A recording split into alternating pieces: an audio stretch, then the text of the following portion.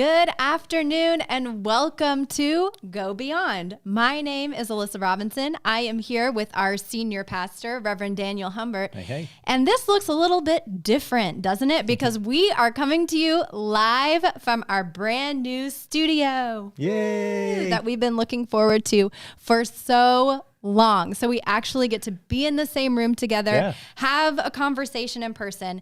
And so Go Beyond is simply a time that we dig deeper into Sunday's message together. And this Sunday was all about commitment. Isn't that fasting beautiful? for commitment. It's beautiful. Daniel wrote it on the board and said, "Does that look good?" And I said, "No, it doesn't." But our production value will improve as we go on. But today we are going to be digging into the Huddle Guide, which you can find in the link of this video. You can also always go to tmumc.org/stories to follow along with the Huddle discussion with us. But I'm going to go ahead and jump straight into our first question today, which is, how will fasting help me be more committed to God? Yeah. Well, so part of what I described Sunday was that part of commitment is focus, right? If I'm going to get involved in something or commit to something, it means I'm going to be focused on it. I'm going to be sort of driven by it. And so fasting is one of the gifts that makes that possible. If I'm fasting, it makes me, at least the goal is, and it'll help me focus on God. It'll help me give more attention to my relationship with God. And in turn, will then help me understand my commitment to God. It's almost like a cycle. And I know when it's worked best for me, that's the way it works. When I'm not doing it as best as I could or should, it doesn't. But that's the way it works.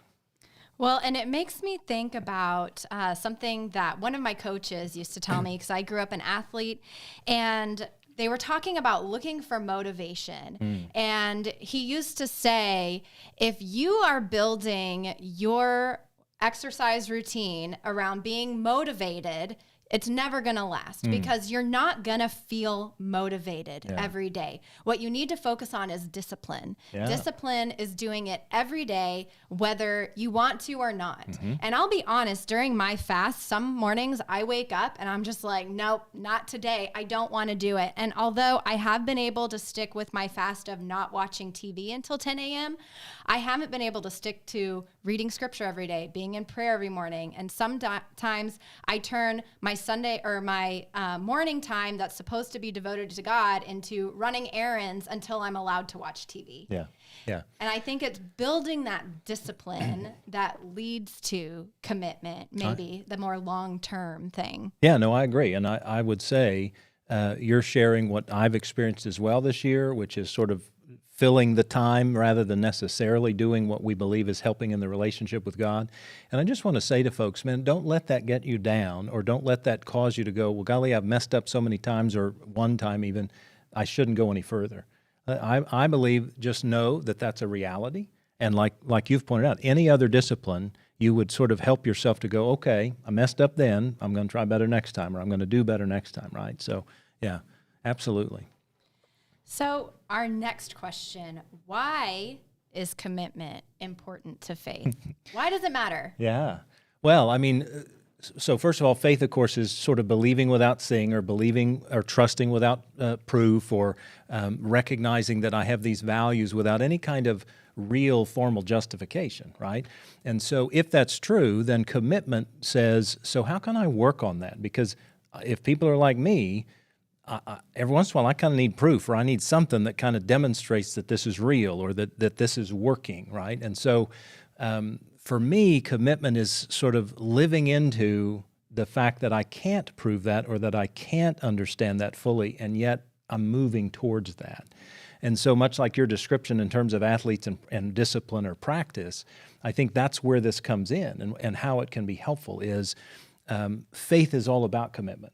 From all of Scripture, God is looking for us to place God first in our lives. And so if that's true, then the best way to place God first in our lives is by committing to God and sort of setting aside time or practices for God. So, I was actually struggling with this question because honestly, the idea of commitment I found boring.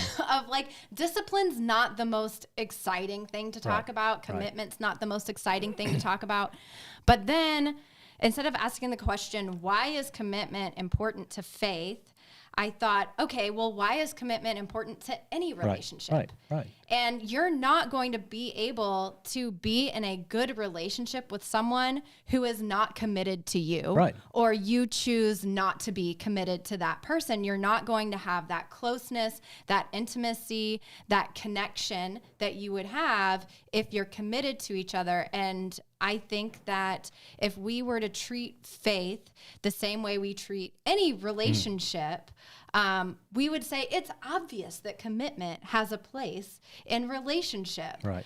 But I think sometimes I separate faith out, and just the word faith in and of itself feels more heady and less practical. But if I were to take it down and say, okay, if faith equals relationship with God, I've got to commit to this relationship with God, or else, I'm leaving God out or making God feel bad. Yeah. So I think you've hit the nail on the head on a couple of different levels. One is if we think of faith in terms of trust, right? Because trust is applicable to every relationship, right? Whether it's friendship or spousal or even with kids or work colleague. I mean, trust is a part of every relationship, right?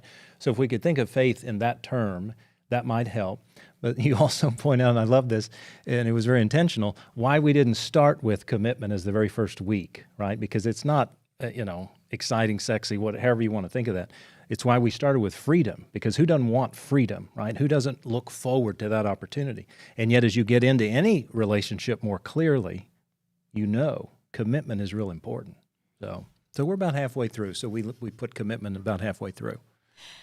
So our last question today, and probably the most vulnerable question of what part of commitment are you afraid? What are you afraid of, Pastor Daniel? Yeah.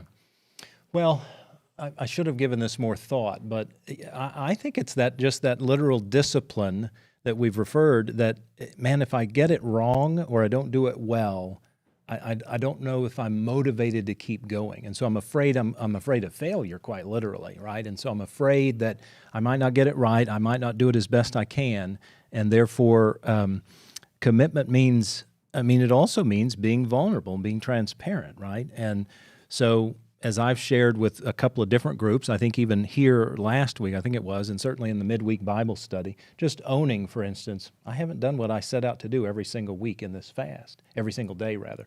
I haven't accomplished what my goal was, and I think it's important to just share that, own it, and then keep going. I think for me, it's two things. One being it's not the most comfortable thing as far as my relationships with other people. Of like, if I'm putting God and fasting or whatever it is that whatever practice I'm running into with God, if I'm putting that as the top priority, what does that do to the rest of my life? What does that do for hanging out with friends, or the way that I'm interacting with people, or what I like to do for fun, or all of these things? If I'm truly, and then it takes me to my second point, which is it feels like it'll never be enough. I'm never going to do enough, or at the end of the day I'm like, yes, that was enough of a commitment to God today. And so it just restructures your entire life in a way that I don't know if I want, to be honest. I like the way I do things. Like, I like the people I hang out with and going out and doing whatever I want to do. And the idea of putting God first all day, every day sounds overwhelming. Certainly hard, right? Certainly hard. I do think that's why 40 days is often so difficult in terms of a fast, and why more commonly fasting is for a day or maybe a week or 3 days. It's a little easier to accomplish. Yeah. Well, those are all of the questions that we had today.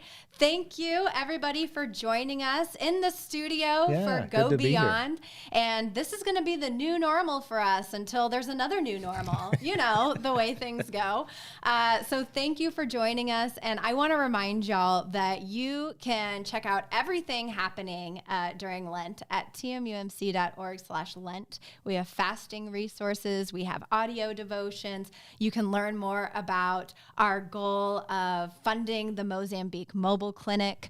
And so there's so much for you to explore. So again, go to tmumc.org/Lent, and we will see you again on Wednesday.